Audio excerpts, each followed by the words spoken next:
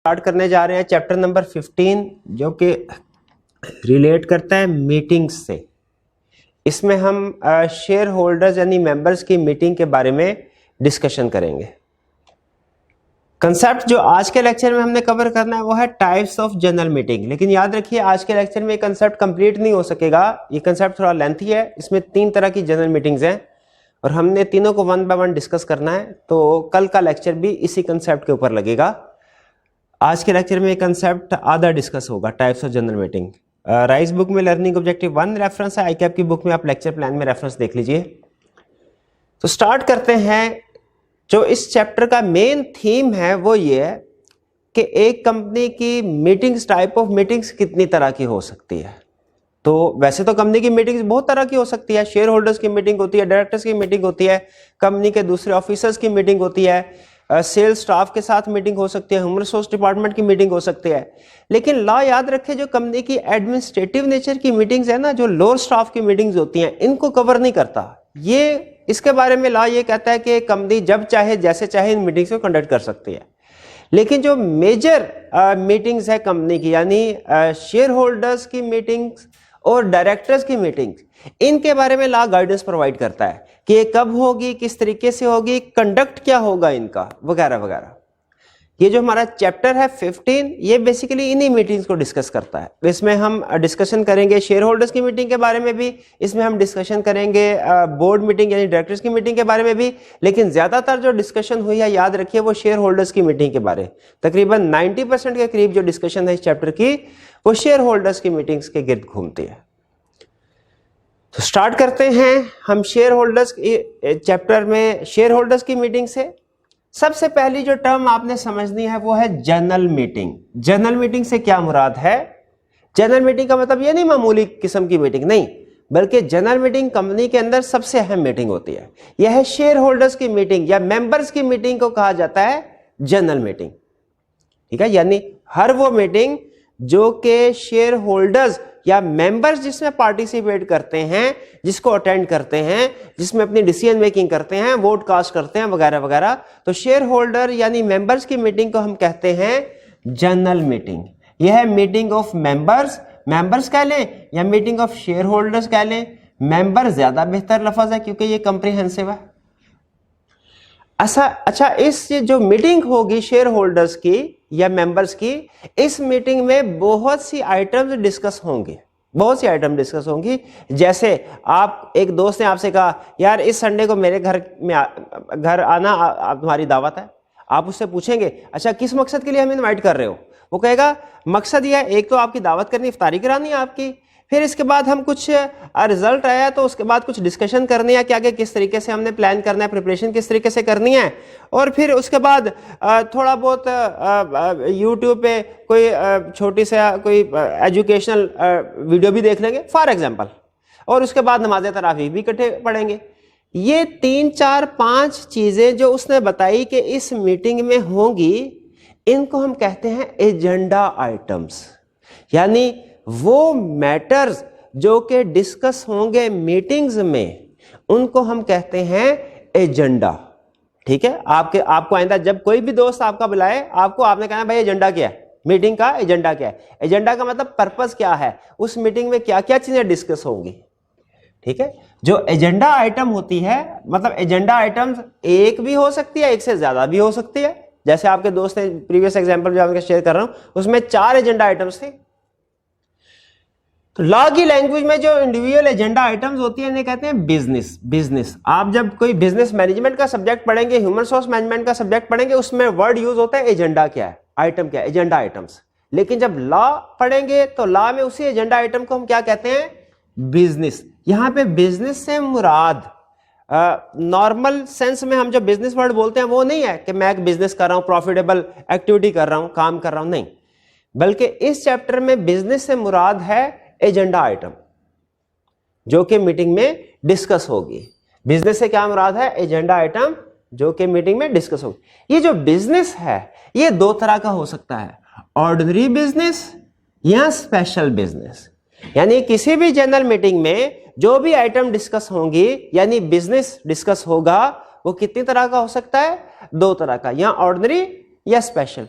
Ordinary business ऐसा business होता है जो रूटीन में तकरीबन हर मीटिंग में डिस्कस हुआ करता है, और स्पेशल बिजनेस ऐसा होता है जो कभी कभार डिस्कस होता है। जैसे फॉर एग्जांपल आप दोस्तों की जब भी मीटिंग होगी, खाना शाना तो चलता होगा उसमें हल्का फुल्का, कभी घर का, कभी बाहर से मंगवा लिया, कभी बाहर जाके खा लिया, ये ऑर्डिनरी बिजनेस आइटम है। लेकिन अब खास तौर पर रिजल्ट के बाद जो मीटिंग होगी, इसमें खास तौर पर यह डिस्कशन होगी, यार अब आगे कॉम्बिनेशन क्या होना चाहिए और प्रिपरेशन किस तरीके से करनी है। ये स्पेशल बिजनेस है। स्पेशल बिजनेस वो बिजनेस होता है जो रूटीन की मीटिंग में डिस्कस नहीं होता, कभी कभार होता है, ये खास नेचर का बिजनेस होता है। तो कंपनी की मीटिंग को क्या कहते हैं? General meeting. इसमें जो आइटम डिस्कस होगी उन्हें क्या कहते हैं? बिजनेस। बिजनेस कितनी तरह के हो सकते हैं? 2 तरह के। रूटीन नेचर वाले को क्या कहा जाता है? Ordinary business. और जो एक्स्ट्रा ऑर्डिनरी नेचर का होता है, स्पेशल बिजनेस। और ये बताने का मकसद ये है कि आपको ऑर्डिनरी बिजनेस और स्पेशल बिजनेस पता चले, ये कंसेप्ट डिफरेंट है, और ऑर्डिनरी रेजोल्यूशन और स्पेशल रेजोल्यूशन का कंसेप्ट डिफरेंट है। आपको याद है इससे पहले हमने एक चैप्टर में ऑर्डिनरी रेजोल्यूशन, स्पेशल रेजोल्यूशन का कंसेप्ट भी पढ़ा है कि जब फैसले करने होंगे, रेजोल्यूशन का मतलब फैसला और बिजनेस का मतलब वो मैटर जो डिस्कस करना है। इन मैटर्स को ऊपर जो फैसला होगा वो बाद की स्टेज है। ये मैटर्स है ऑर्डिनरी बिजनेस या स्पेशल बिजनेस, बाद में फैसला होगा। ऑर्डिनरी बिजनेस को पास करने के लिए कौन सी रेजोल्यूशन चाहिए, स्पेशल बिजनेस को पास करने के लिए कौन सी रेजोल्यूशन चाहिए। लेकिन ध्यान में रखिएगा, एग्जाम में अगर आ जाए ना डिफाइन कीजिए ऑर्डिनरी बिजनेस को, तो ध्यान में रखिए ऑर्डिनरी रेजोल्यूशन नहीं आपने लिखना, वो टोटली गलत हो जाएगा। ऑर्डिनरी बिजनेस की डेफिनेशन, ऑर्डिनरी रेजोल्यूशन की डेफिनेशन, कंसेप्ट बिल्कुल डिफरेंट है। स्पेशल बिजनेस, स्पेशल रेजोल्यूशन, दोनों कंसेप्ट बिल्कुल डिफरेंट है, इस चीज का ध्यान रखिएगा। फिर अच्छा खुद बताइए कि कोई भी अगर मीटिंग हो रही हो, क्या मीटिंग के पार्टिसिपेंट्स को पहले से पता होना चाहिए मीटिंग किस चीज के ऊपर हो रही है? प्रिंसिपल साहब हमें कहें सारे टीचर्स को बुलाएं जी, नेक्स्ट मंडे को मीटिंग है, तो हमें बताएंगे तो सही किस चीज के ऊपर मीटिंग है। ठीक है कि पोस्ट रिजल्ट बैच को किस तरीके से चलाना है, टेस्टिंग सिस्टम क्या होगा, वगैरह वगैरह। क्योंकि हमें अगर पहले से मीटिंग के बारे में अंदाजा होगा कि एजेंडा आइटम्स क्या है, हम कुछ अपना होमवर्क करके जाएंगे। ठीक है, हमने मीटिंग में ये चीज अप्रूव करनी है, ये नहीं, मैंने इस मीटिंग में इस चीज के लिए वोट देना है, इस चीज को अपोज करना है, वगैरह वगैरह। तो याद रखिएगा, जब भी कोई भी आइटम मीटिंग में डिस्कस, कोई भी बिजनेस मीटिंग में डिस्कस होना होता है ना जिसने, उसको पहले से नोटिस में सेंड किया जाता है। यानी जब जनरल मीटिंग का नोटिस जाएगा 21 दिन पहले, तो उस मीटिंग में एजेंडा आइटम यानी business to be transacted, agenda items to be discuss यानी बिजनेस टू बी ट्रांजैक्टेड उस नोटिस में लिखा होगा। और लॉ ये कहता है अगर किसी चीज का आपने उसको नोटिस में इंक्लूड नहीं ना किया, किसी बिजनेस को, आप उसके ऊपर कोई रेजोल्यूशन नहीं पास कर सकते, ये ध्यान में रखिएगा। इसीलिए जो भी आपने एजेंडा आइटम डिस्कस करनी है उस मीटिंग में, यानी जो भी बिजनेस ट्रांजैक्ट करना है इस मीटिंग में, उस बिजनेस को नोटिस में लिखना जरूरी है। और उस नोटिस में 2 हेडिंग्स होती हैं, एक हेडिंग होती है ऑर्डिनरी बिजनेस की और दूसरी हेडिंग क्या होती है? Special business. ऑर्डिनरी बिजनेस के अंदर जो ऑर्डिनरी रूटीन नेचर के बिजनेस लिखे होते हैं कि ये डिस्कशन होगी, स्पेशल में स्पेशल बिजनेस लिखे होंगे। जैसे फर्स्ट कीजिए, मैं आपसे ये कहता हूं जनरल मीटिंग हो रही है और उसमें जो हर साल फाइनेंशियल स्टेटमेंट्स बनती हैं, इस साल भी फाइनेंशियल स्टेटमेंट बनी और उन्हें कंसीडर किया जाएगा, डिस्कस किया जाएगा। बताइए आपके ख्याल में, जजमेंट लगाए, मैंने पढ़ाया नहीं है लेकिन आप अपनी जजमेंट बताइए, आपके ख्याल में ये ऑर्डिनरी बिजनेस होगा कि स्पेशल बिजनेस होगा? ऑर्डिनरी बिजनेस, शाबाश। और अगर इस बात पे रेजोल्यूशन हो कि सीईओ को रिमूव करना है, वो सही काम नहीं कर रहा, मेंबर्स रिमूव कर सकते, सीईओ को रिमूव करना है, अब ये आपके ख्याल में कौन सा बिजनेस होगा, ऑर्डिनरी या स्पेशल? स्पेशल। तो दोनों को इकट्ठा लिखना चाहिए कि अलग-अलग हेडिंग देके? अच्छा बताइए, मेमोरेंडम और आर्टिकल्स में जो अल्टरेशन होती है, अगर अल्टरेशन करवानी है उसके लिए मीटिंग बुला रहे हैं, ये ऑर्डिनरी बिजनेस है, स्पेशल बिजनेस है? ये भी स्पेशल बिजनेस, शाबाश। ठीक है, तो आगे पढ़ेंगे, अभी आपने ज्यादा नहीं, इससे ज्यादा एग्जांपल नहीं सोचनी कि ऑर्डिनरी बिजनेस की क्या है, स्पेशल बिजनेस की क्या है, वो अभी हम पढ़ेंगे। अभी फिलहाल सिर्फ आपको कंसेप्ट दे रहा था, ये ऑर्डिनरी बिजनेस का कंसेप्ट, ये स्पेशल बिजनेस नोटिस में हमने भेजना। अच्छा अगली बात सुनिए, एक इंटरेस्टिंग बात। डायरेक्टर्स की मीटिंग में मेंबर नहीं आ सकते। अच्छा, एक चीज ध्यान में रखिएगा, कुछ मेंबर होते हैं डायरेक्टर्स भी है, इस तरह कुछ डायरेक्टर्स मेंबर्स भी होते हैं, मतलब एक ही बंदे के पास दोनों पोजीशंस हैं। ऐसे लोग बोर्ड मीटिंग भी अटेंड कर सकते हैं डायरेक्टर्स की, जनरल मीटिंग भी अटेंड कर सकते हैं, लेकिन रूल क्या है, बोर्ड मीटिंग वो अटेंड कर रहे हैं as director, general meeting attend कर रहे हैं as shareholder, as member. ये ध्यान में रखिएगा। अब मैं एज्यूम कर रहा हूं कि ये दोनों पोजीशन सेपरेट हैं, दोनों पोजीशन सेपरेट, यानी कोई एक बंदा है वो सिर्फ डायरेक्टर है और एक दूसरा बंदा है वो सिर्फ मेंबर है। ठीक है, तो रूल क्या है कि डायरेक्टर्स अपनी बोर्ड मीटिंग भी अटेंड कर सकता है और डायरेक्टर्स जनरल मीटिंग भी अटेंड कर सकता है, जबकि शेयर होल्डर सिर्फ जनरल मीटिंग अटेंड कर सकता है, बोर्ड मीटिंग अटेंड नहीं कर सकता। यहां पे स्टूडेंट कहता है सर ये तो फिर शेयर होल्डर के साथ ज्यादती हो गई, डायरेक्टर्स दोनों मीटिंग, अपनी मीटिंग में आ सकता है, शेयर होल्डर की मीटिंग में भी आ सकता है, शेयर होल्डर सिर्फ अपनी मीटिंग में आ सकते हैं, डायरेक्टर्स की मीटिंग में जा सकते हैं। तो उन्होंने कहा भाई शुक्र करो कि डायरेक्टर्स को जनरल मीटिंग में आने की इजाजत दी गई है। क्यों भला? वो जनरल मीटिंग में आके डायरेक्टर्स फैसले नहीं करेंगे, पार्टिसिपेशन नहीं करेंगे, वो मीटिंग में आपकी खिदमत करने के लिए आते हैं कि सारी सफाई सुथराई कर दी, टेबल्स लगा दी, चाय पानी का इंतजाम किया, लाइटिंग शाइटिंग देखा बिल्कुल ठीक है, टीवी वगैरह लगाया, अगर वीडियो कॉन्फ्रेंसिंग होनी है वगैरह वगैरह, सारा मीटिंग की अरेंजमेंट करनी होती है, इसलिए अल्लाह ने उनको इजाजत दी है, वरना मेंबर्स को खुद सारे काम करने पड़ते हैं। तो याद रखें, directors can attend general meeting, directors can attend, लेकिन वो उस जनरल मीटिंग में उनका काम क्या होगा? उनका काम वोट कास्ट करना नहीं है, उनका काम डिसीजन मेकिंग करना नहीं है, क्योंकि जनरल मीटिंग में सारे फैसले किसने करने हैं? मेंबर्स ने। डायरेक्टर होते हैं फैसले करते हैं, जनरल मीटिंग में उनके आने का मकसद ये, तो फिर मकसद क्या भला? अरेंजमेंट्स वगैरह करना। ठीक है, और डायरेक्टर्स का जो बोर्ड ऑफ डायरेक्टर का चेयरमैन होगा ना, हर मीटिंग आपको पता है चेयरमैन होता है, ठीक है, जिसने वो सारी मीटिंग को कंडक्ट करने की जिम्मेदारी ले रहा होता है। जनरल मीटिंग का, अच्छा, बोर्ड ऑफ डायरेक्टर्स की मीटिंग का चेयरमैन कौन होगा? वो जो बोर्ड ऑफ डायरेक्टर का चेयरमैन है। चेयरमैन के बारे में हमने पढ़ा ना प्रीवियस मैनेजमेंट चैप्टर 13 में, कि चेयरमैन होगा कंपनीज का, लिस्टेड कंपनी का पढ़ा था। तो इसी तरह याद रखें, जितनी भी मीटिंग्स होंगी, बोर्ड ऑफ डायरेक्टर्स की मीटिंग का चेयरमैन कौन होगा? वो जो उनका चेयरमैन। जनरल मीटिंग का चेयरमैन कौन होगा? वही जो डायरेक्टर्स की मीटिंग का चेयरमैन है।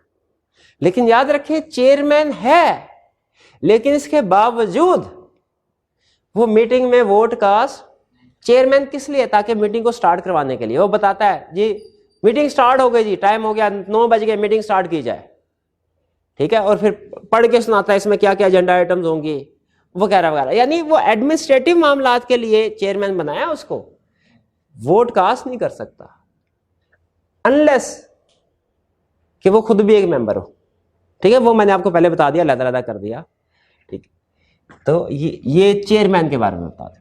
हाँ, अगर चेयरमैन प्रेजेंट नहीं है या वो प्रेजेंट है लेकिन तैयार नहीं है चेयरमैन बनने के लिए, उसकी शेयर होल्डर के साथ लड़ाई होगी, उसने कहा मैं नहीं बनता चेयरमैन, ये लो ये तुम्हारी चेयरमैनशिप, मैं नहीं बनता चेयरमैन, तो फिर क्या होगा?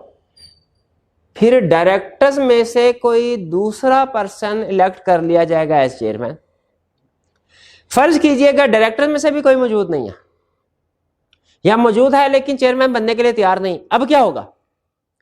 क्या अब मीटिंग चेयरमैन के बगैर होगी? नहीं, अब भी चेयरमैन होगा। अब कौन चेयरमैन होगा भला? मेंबर्स में से ही किसी को इलेक्ट कर लिया जाएगा, भाई आप चेयरमैन बन जाए। वरना नॉर्मली रूटीन में जनरल रूल क्या है, ज्यादातर होता भी है प्रैक्टिकली, कि chairman of board, chairman of general meeting का, जनरल मीटिंग का चेयरमैन होता है। तो बताइए मुझे, आगे चलने से पहले जनरल मीटिंग समझ आ गई किसको कहते हैं? जनरल मीटिंग में जो एजेंडा आइटम यानी बिजनेस आइटम ट्रांजैक्ट होनी है, उसकी 2 टाइप्स भी समझ आ गई, एक आधी एग्जांपल भी दे दी आपको। फिर उसके बाद बता दिया डायरेक्टर्स जनरल मीटिंग को अटेंड कर सकते हैं लेकिन उसमें वोट वगैरह कास्ट नहीं कर सकते अनलेस के वो खुद भी मेंबर हो। और चेयरमैन कौन होगा इसके ऊपर डिस्कशन होगी। अब आगे चलते हैं।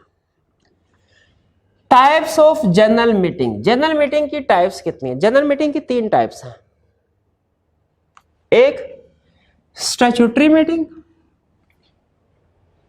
दूसरा एनुअल जनरल मीटिंग, तीसरा एक्स्ट्रा ऑर्डिनरी जनरल मीटिंग।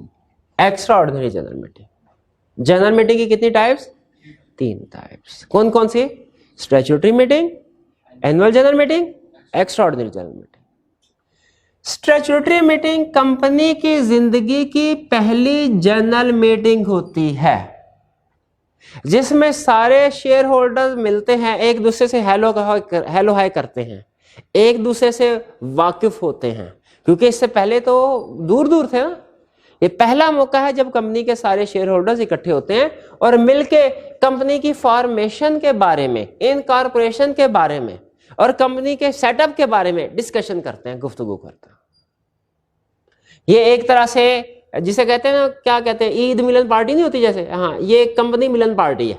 इसमें डायरेक्टर्स भी होते हैं, मेंबर्स भी होते हैं। डायरेक्टर्स का इंट्रोडक्शन मेंबर से होता है, मेंबर्स का इंट्रोडक्शन डायरेक्टर से होता है। फिर वो मिल बैठ के देखते हैं कि कंपनी की इनकॉर्पोरेशन से रिलेटेड बेसिक इश्यूज कौन से हैं। फर्दर इनकॉर्पोरेट हो चुकी है कंपनी, लेकिन फिर भी आगे चलाना भी है, तो उसको पैसा माल पानी कहाँ से इकट्ठा करना है, किस तरीके से, कहाँ से पैसे आ चुके हैं, कहाँ लग रहे हैं, वगैरह वगैरह, ये सारी इनिशियल मैटर्स के बारे में डिस्कशन होती है स्टैट्यूटरी मीटिंग में। ये कंपनी की जिंदगी में सिर्फ एक दफा होती है। दूसरी है एनुअल जनरल मीटिंग। नाम से जाहिर है ये साल में कितनी दफा होती है? एक दफा, और हर साल होती है, हर साल होती है।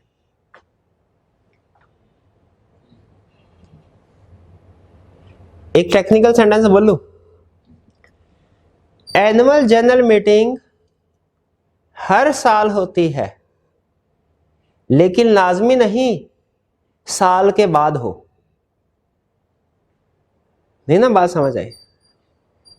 देखिए, एक एनुअल जनरल मीटिंग हुई 2020 में, अब 1 मार्च 2020 में, अब अगली मीटिंग कब होनी है? 2021 में। लेकिन लाजमी नहीं वो 1 मार्च 2021 को ही हो, वो उससे पहले भी हो सकती है, यानी साल खत्म होने से पहले भी हो सकती है और साल खत्म होने के बाद भी होगी। 2021 में जरूर होगी जरूर, लेकिन उसका एग्जैक्ट जो ड्यूरेशन है प्रीवियस मीटिंग से, वो लाजमी नहीं एग्जैक्ट 12 महीने हो। वो कुछ हालात में कम भी हो सकता है, कुछ में ज्यादा भी हो सकता है। तो ये है एनुअल जनरल मीटिंग, हर साल होती है और साल में एक दफा कम से कम जरूर होगी। एक ही दफा होती है बेसिकली, कम से कम कहने की जरूरत ही नहीं है। इसमें रूटीन नेचर के मामला भी डिस्कस होते हैं, ऑर्डिनरी बिजनेस, क्योंकि जाहिर है साल बाद रूटीन के मैटर्स, फाइनेंशियल स्टेटमेंट्स बनती है, वो शेयर होल्डर देखते हैं, डिविडेंड देना है कि नहीं देना वो देखते हैं, डायरेक्टर्स के इलेक्शन के बारे में वो डिसीजन होते हैं, वगैरह वगैरह। लेकिन इसमें कोई स्पेशल बिजनेस भी डिस्कस कर सकते हैं अगर जरूरी हो तो, अगर जरूरी हो। ठीक, फिर उसके बाद एक्स्ट्रा ऑर्डिनरी जनरल मीटिंग। कैसा पॉसिबल है एक साल में एनुअल जनरल मीटिंग हुई 1 मार्च 2020 को, अगली एनुअल जनरल मीटिंग होनी है 2021 में, लेकिन सितंबर 2020 में कोई ऐसा मैटर आ गया जिसपे अर्जेंट डिसीजन लेना है, जैसे मेमोरेंडम या आर्टिकल्स की अल्टरेशन करवानी है। अब मेंबर्स या आर्टिकल्स की अल्टरेशन कैसे होगी? स्पेशल रेजोल्यूशन ऑफ मेंबर्स के जरिए। ऐसे ही है, स्पेशल रेजोल्यूशन ऑफ मेंबर्स कैसे पास होगी? भाई मीटिंग होगी तो पास होगी ना। अब मीटिंग कैसे हो? वो तो होनी है 6 महीने बाद। बताइए, अब आर्टिकल्स और मेमोरेंडम की अल्टरेशन के लिए 6 महीने इंतजार करना चाहिए, तब तक बिजनेस को रोके बैठे, या कि फौरी तौर पे कोई मीटिंग कंडक्ट करवा लेनी चाहिए? तो याद रखें, एक्स्ट्रा ऑर्डिनरी सर्कमस्टांसेस में एक एक्स्ट्रा ऑर्डिनरी जनरल मीटिंग भी कंडक्ट करवाई जा सकती है। इसका कोई खास रूल नहीं है कब करवाई जाएगी, ये व्हेन नीडेड है, व्हेन नीडेड, जब भी जरूरत पड़े, किसी चीज के ऊपर, अर्जेंट मैटर के ऊपर शेयर होल्डर्स की अप्रूवल की जरूरत है, आप extra ordinary general meeting conduct करवा सकते हैं। तो ये तीन, इसमें हमेशा स्पेशल बिजनेस ही होगा, इसमें हमेशा स्पेशल बिजनेस, इसमें ऑर्डिनरी और स्पेशल दोनों हो सकते हैं। और स्टैट्यूटरी मीटिंग में बेसिकली एक ही होता है, ये एक तो इनिशियल मीटअप मीटिंग होती है, प्लस इसमें स्टैट्यूटरी रिपोर्ट डिस्कस होती है। कहने को इसको भी आप कह सकते हैं कि ये स्पेशल बिजनेस है एक तरह से स्टैट्यूटरी रिपोर्ट, लेकिन लास्ट स्पेसिफिकली इस मीटिंग के अंदर ये उन्होंने नहीं बताया कि जो मैटर डिस्कस हो रहे हैं वो ऑर्डिनरी है कि स्पेशल है। ठीक है, आप समझने के लिए कह सकते हैं कि ये भी स्पेशल की कैटेगरी हो सकती है। तो ये हमारी अच्छा सबसे अहम चीज जो आपने जहन में रखनी है ना, वो ये एग्जाम में लफ्ज आ जाए ना किसी जगह पे जनरल मीटिंग, तो इसका मतलब ये नहीं कि ये एनुअल जनरल मीटिंग लाजमी एनुअल जनरल मीटिंग है, नहीं नहीं। जनरल मीटिंग से मुराद जब कहीं पे लफ्ज बोला जाता है ना जनरल मीटिंग, तो उससे मुराद होता है इनमें से कोई सी भी मीटिंग, ये सारी जनरल मीटिंग है। लेकिन जब एनुअल जनरल मीटिंग बोला जाता है इसको कहा जाता है स्टैट्यूटरी कंपनी की जिंदगी की फर्स्ट जनरल मीटिंग है। ये एनुअल जनरल मीटिंग से भी पहले होती है फर्स्ट जनरल। एक आएगा आपने क्वेश्चन में पूछ लिया, आगे चल के हम स्टडी करेंगे, वो बताएगा स्टैट्यूटरी मीटिंग कब कंडक्ट होती है, एनुअल जनरल मीटिंग कब कंडक्ट होती है, एक्स्ट्राऑर्डिनरी जनरल मीटिंग कब कंडक्ट होती है। ये कंसेप्ट एग्जाम में वो टेस्ट करता है। तो एक दफा उसने क्वेश्चन बनाया, बड़ा इंटरेस्टिंग था, अच्छा क्वेश्चन था। उसने कहा when is companies first general meeting conducted, when is companies first general meeting. तो स्टूडेंट ने समझा कह रहा है when is companies first annual general meeting conducted. Student से एनुअल जनरल मीटिंग का रूल बता दिया, फर्स्ट एजीएम का रूल, वो एजीएम में भी आगे है रूल, फर्स्ट एजीएम कब होगी सब्सिक्वेंट कब, फर्स्ट एजीएम का रूल बता, जो गलत था। उसने क्वेश्चन में कहा भाई मैंने first general meeting of company कहा है, फर्स्ट एनुअल जनरल मीटिंग नहीं कहा। स्टैट्यूटरी मीटिंग भी तो फर्स्ट होती है और ये एजीएम से पहले होती है। तो यहां पे कौन सा रूल बताना था, ये स्टैट्यूटरी मीटिंग। अगर वो कहता है, एक जगह पे आपको याद होगा हमने कंसेप्ट पढ़ा था, कंपनी के जो फर्स्ट डायरेक्टर्स हैं इन्हें जनरल मीटिंग में इंक्रीज किया जा सकता है, इनकी तादाद को, फर्स्ट डायरेक्टर्स की तादाद को जनरल मीटिंग में, याद है एक कंसेप्ट हमने पढ़ा था। तो वो कौन सी जनरल मीटिंग में किया जा सकता है, एजीएम में किया जाएगा? नहीं, लाजमी नहीं है। ठीक है, एजीएम में तो उनका वैसे ही रिटायर हो जाना उन्होंने। तो यहां पे उसका मकसद क्या था कहने का कि स्टैट्यूटरी मीटिंग में भी इंक्रीज किया जा सकता है और एक्स्ट्राऑर्डिनरी जनरल मीटिंग कॉल करके भी किया जा सकता है। तो याद रखिए जनरल मीटिंग से मुराद तीनों तरह की जनरल मीटिंग होती है, स्टैट्यूटरी मीटिंग भी, एनुअल जनरल मीटिंग भी और एक्स्ट्राऑर्डिनरी। इस लर्निंग ऑब्जेक्टिव में हमने तीनों तरह की जनरल मीटिंग पढ़ दी, लेकिन तीनों तरह की मीटिंग एक ही दफा पढ़ेंगे ना एक ही लेक्चर में, तो लेंथी भी हो जाएगा और समझना भी मुश्किल है, कंसेप्ट मिक्स हो जाते हैं।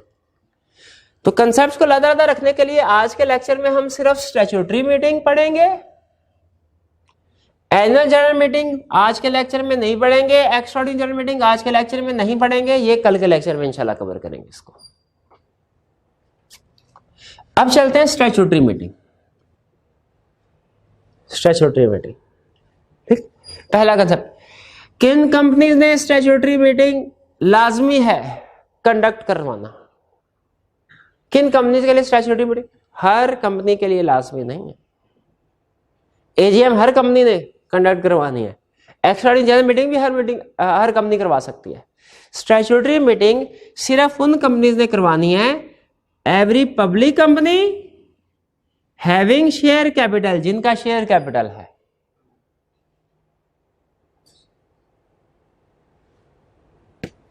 स्टैट्यूटरी मीटिंग किन कंपनी ने करवानी है? एवरी पब्लिक कंपनी,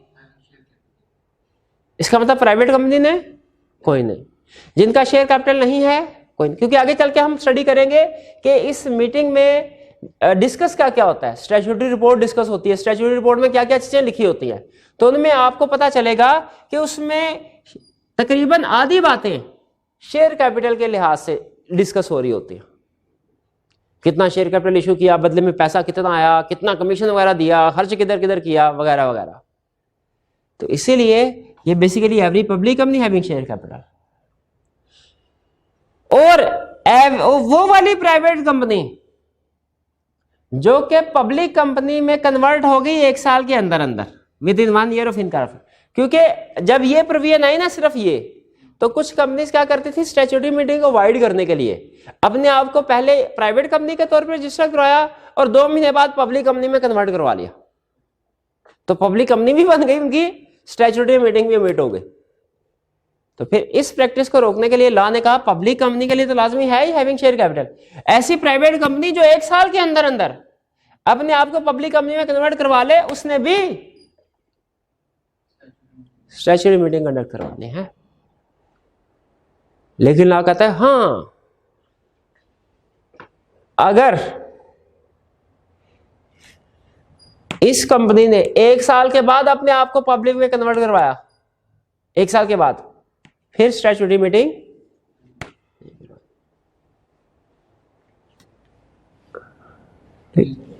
और इस कंपनी के लिए भी उन्होंने एक एक्सेप्शन दे दी, पब्लिक कंपनी के लिए भी। क्या? अगर ये स्टैट्यूटरी मीटिंग से पहले एजीएम कंडक्ट करवा लेती है, नॉर्मली ऐसे होता नहीं, लेकिन अगर फर्ज कीजिए करवा लेती है, तो चूंकि जो मैटर स्टैट्यूटरी मीटिंग में डिस्कस होने थे वो अब एजीएम में डिस्कस हो गए साथ ही साथ, लगे हाथों, तो क्या अब स्टैट्यूटरी मीटिंग की जरूरत है? नहीं। तो किन तरह की कंपनीज ने स्टैट्यूटरी मीटिंग कंडक्ट करवानी है? Every public company having share capital और every private company which converts itself into public company within 1 year of incorporation. After 1 year of incorporation, no statutory meeting. If AGM is conducted prior to statutory meeting, no statutory meeting. आगे चलते, ये तो पता चला किस तरह की companies ने कंडक्ट करवानी है। मैंने कंपनी इनकॉर्पोरेट करवाई 10 मई 2021 को एबीसी लिमिटेड के नाम से, एबीसी लिमिटेड के नाम से। बताइए इसके लिए स्टैट्यूटरी मीटिंग कंडक्ट कराना लाजमी है ना? नाम बता रहा है आपको क्या कि पब्लिक कंपनी है, प्राइवेट नहीं है, और लिमिटेड है, तो इसका मतलब लिमिटेड बाय शेयर है, लिमिटेड बाय गारंटी थोड़ी है। क्यों? क्योंकि लिमिटेड बाय गारंटी होता तो नाम के साथ गारंटी लफ्ज ना आता। ठीक है, नाम से कंपनी की टाइप को पहचानना सीखे, केस स्टडी में काम आता है।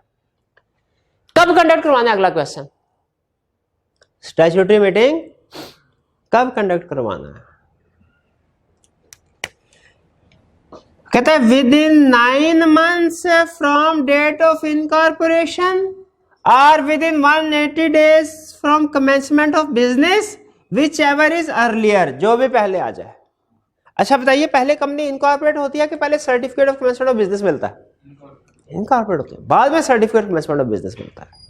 तो इनकॉर्पोरेशन के बाद 9 महीने के अंदर अंदर और certificate of commencement of business हासिल करने के 180 days के अंदर अंदर, विच एवर इज अर्लियर। ठीक है, अब इसमें डेज की कैलकुलेशन आएगी, इसमें कुछ क्वेश्चन प्रैक्टिस में मौजूद है, प्रैक्टिस क्वेश्चन में, जिनमें आपको डेट्स दी होती है और आपने प्रैक्टिस करनी होती है कि 9 महीने पहले खत्म हो रहे हैं कि 180 days, जो भी पहले है उस पीरियड के अंदर अंदर, विच एवर इज अर्लियर, उस पीरियड के अंदर अंदर हमने स्टैट्यूटरी मीटिंग को कंडक्ट करना। ये बात समझ आई?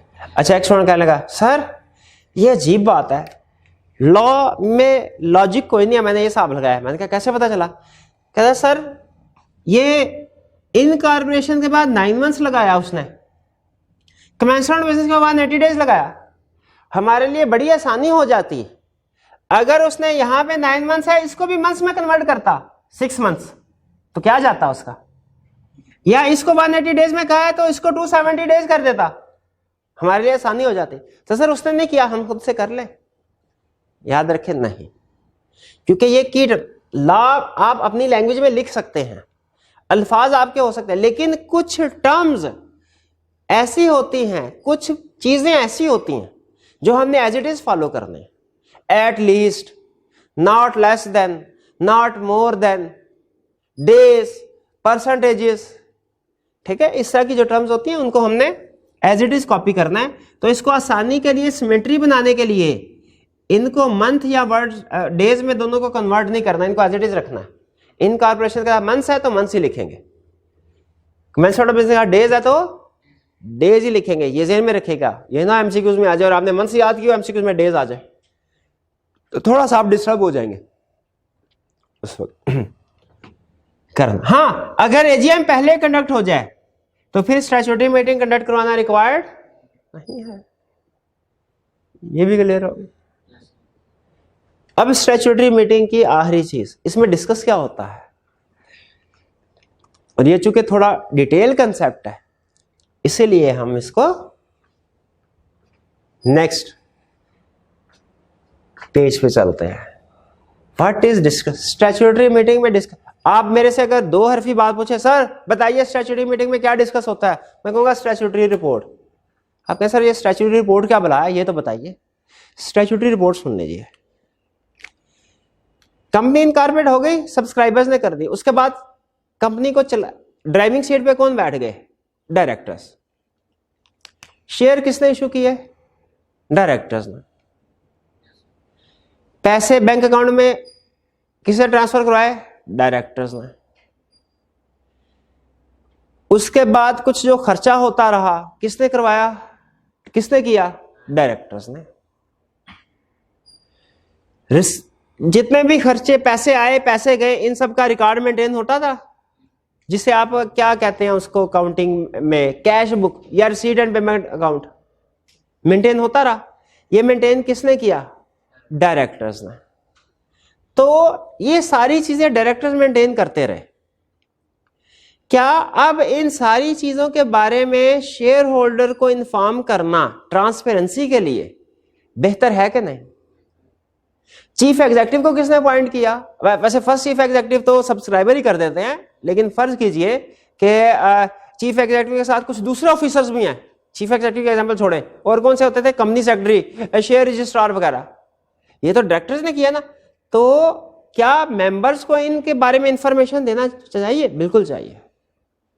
तो स्टैट्यूटरी रिपोर्ट का मकसद ये होता है, एक ऐसी रिपोर्ट जिसमें कंपनी की इनकॉर्पोरेशन से रिलेटेड, उसकी मैनेजमेंट के रिलेटेड एक इंफॉर्मेशन मौजूद हो, वो शेयर होल्डर्स के साथ शेयर की जाए, ताकि शेयर होल्डर्स को तसल्ली हो जाए कि उनकी सारी इन्वेस्टमेंट सेफ हैंड्स में है, और अभी तक जो भी डायरेक्टर्स ने उनके पैसों की यूटिलाइजेशन की है उनका रिकॉर्ड उनके सामने रख दें। देखिए सर हमने सब कुछ ईमानदारी से किया है। यूं समझ लीजिए ये ट्रांसपेरेंसी के लिए, शेयर होल्डर्स का कॉन्फिडेंस बिल्ड करने के लिए यह मीटिंग करवाई जाए, स्टैट्यूटरी रिपोर्ट बनाई जाती है। बनाएगा कौन, डायरेक्टर्स। और किसको उन्होंने प्रेजेंट करनी है, शेयर होल्डर्स को। अब अगला क्वेश्चन क्या ध्यान में आता है, इस रिपोर्ट में लिखा क्या क्या होगा। 2-3 मैटर्स तो ब्रीफली डिस्कस कर, लिखा क्या होगा। तो अब आइए डिस्कशन करते हैं एक एक मैटर को डिटेल में कि स्टैट्यूटरी रिपोर्ट में क्या क्या लिखा होगा। क्यों, क्योंकि एग्जाम में क्वेश्चन पूछ सकता है 6-7 नंबर के साथ कि बताओ स्टैट्यूटरी रिपोर्ट के कंटेंट्स कौन कौन से हैं। ठीक है जी। तो इस रिपोर्ट में कंटेंट्स कौन कौन से डिस्कस होंगे। ये कंटेंट्स हमने लिखे ग्रीन के साथ। नॉर्मली हम ग्रीन मार्कर को वाइड करते हैं क्योंकि कुछ स्टूडेंट्स कहते हैं कि क्लियर नजर नहीं आता, लेकिन मेरा ख्याल है ये मार्कर जो है वो आपको नजर आ रहा होगा। अगर नहीं भी नजर आ रहा, बुक अपने सामने रख लें क्योंकि आपकी बुक में ये सारे एलिमेंट्स डिस्कस हुए हुए हैं। सबसे पहला कंटेंट्स ऑफ स्टैट्यूटरी रिपोर्ट, यानी स्टैट्यूटरी रिपोर्ट में क्या जिक्र होगा, total number of shares allotted, company ने कितने शेयर्स अलॉट किए, डायरेक्टर्स ने कितने शेयर अलॉट कर दिया। भाई ऑथोराइज शेयर कैपिटल था ना 500 मिलियन शेयर्स, उसमें से कितने शेयर्स किए, 200 मिलियन, यहां पे ये लिखा जाएगा। अच्छा, जो शेयर्स अलॉट किए उनके अगेंस्ट कैश कितना रिसीव हुआ, और ये ध्यान में रखिएगा ये शेयर जो है ना ये कैश के अगेंस्ट में भी अलॉट होते हैं, अदर देन कैश भी अलॉट हो सकते हैं। यानी बाज़ औक़ात ऐसा भी होता है, ये हमारे सिलेबस में नहीं है ये कंसेप्ट, लेकिन बाज़ औक़ात ऐसा भी होता है कि कंपनी को कोई मशीनरी चाहिए होती है, बड़ी महंगी है, कंपनी के पास कैश नहीं है, कंपनी से कहती है यार ऐसा कर तुम, मैं मशीनरी देता हूं, तुम्हें अपने शेयर इशू कर देते हैं। तो यह है issue of share otherwise than in cash. ठीक है, तो हमने टोटल नंबर ऑफ शेयर्स बता दिया, कितने अलॉट किए, कैश में कितने किए, अदर देन कैश कितने किए, और इससे कैश कितना रिसीव हुआ। और फिर उसके बाद रिसीट एंड पेमेंट अकाउंट की समरी बनानी है, यार कैश बुक कहते हैं अकाउंटिंग में आप इसको। रिसीट एंड पेमेंट अकाउंट क्या होता है, कैश किधर से आया है, किधर गया, और क्लोजिंग कितना पड़ा, क्लोजिंग बैलेंस नहीं होता उसमें, लेकिन ओपनिंग बैलेंस नहीं होगा। क्यों वाला, ओपनिंग कंपनी शुरू ही साल हुई है, ओपनिंग बैलेंस कहां से होगा। ठीक है, कैश रिसीव। तो summary of receipt and payment account में क्या क्या चीजें आती हैं, कैश रिसीव कितना किया, शेयर इशू करने से यहां हो सकता है छोटी मोटी कोई सेल परचेज वगैरह भी की हो इस अरसे में। रिसीव कितना किया, पे कितना किया, खर्चे वगैरह कितने किए, क्लोजिंग बैलेंस कितना, और इसमें पेमेंट क्या, जब ब्रेकअप बनाएंगे ना, डिटेल बनाएंगे पे कहां कहां किया, तो उसमें खास तौर पे जो प्रिलिमिनरी एक्सपेंसेस होते हैं ना उनकी डिटेल होगी। जो शेयर इशू किया है इसमें कमीशन या डिस्काउंट वगैरह पे किया गया, कमीशन पे किया गया, बात होता है ना शेयर नहीं बिक रहे, आपको वो कंसेप्ट है अंडर राइटर का कंसेप्ट। अंडर राइटर क्या होता है, जब आपकी गाड़ी नहीं बिक रही होती, फर्ज कीजिए, क्या करते हैं, डीलर वगैरह से जाके कहते हैं शोरूम में गाड़ी खड़ी करते हैं, और वो बंदा हमारी गाड़ी बेचता है तो मुफ्त में बेचता है क्या, कमीशन लेता है। तो बाज़ औक़ात ऐसा होता है हमारे शेयर्स अगर मार्केट में उनके अच्छा नहीं फीडबैक मिल रहा, रिस्पॉन्स मिल रहा, तो हम ब्रोकर वगैरह के जरिए से उन्हें कहते हैं कि जी आप बेचें, हम कमीशन देंगे। बाज़ औक़ात तो कोई डायरेक्टर भी कह देता है यार मैं अपने दोस्तों से पता करूं, आप कंपनी के शेयर बिकवा देता हूं, लेकिन मुझे कुछ थोड़ा बहुत कमीशन दे देना। तो हमें इससे गर्ज नहीं है कि जिस बंदे ने हमारे शेयर सेल किए वो डायरेक्टर था, बाहर के बंदे को भी तो कमीशन देना है ना, डायरेक्टर को भी दे सकते हैं। फर्क सिर्फ यह है कि अगर डायरेक्टर को कमीशन देंगे ना, वो थोड़ा सा उसमें, क्योंकि वो आपको ने वो कंसेप्ट पढ़ा था इंटरेस्टेड पार्टी वाला, डिस्क्लोजर डायरेक्टर इंटरेस्ट, तो फिर उसको स्पेसिफिकली डिस्क्लोज करना पड़ता है, वरना कमीशन देने की इजाजत है, मना नहीं है। तो summary of receipt and payment clear हो गया। समरी रिसीट एंड पेमेंट क्या होगा, फिर है particulars of director, CEO, auditors, company secretary वगैरह वगैरह वगैरह वगैरह वगैरह, यानी कंपनी शेयर रजिस्ट्रार वगैरह, कंपनी की मैनेजमेंट की के पर्टिकुलर्स बताए जाएंगे। पर्टिकुलर से मुराद क्या होता है, नाम, पता, नेशनैलिटी, फादर नेम, हस्बैंड वगैरह वगैरह, इस तरह की इंफॉर्मेशन। किसके particular, director, CEO, auditor, company secretary वगैरह वगैरह। ये किस लिए, ताकि शेयर होल्डर को पता चले कि उनकी इन्वेस्टमेंट किस लोगों के पास है, क्या इन लोगों की अच्छी रेपुटेशन है मार्केट में।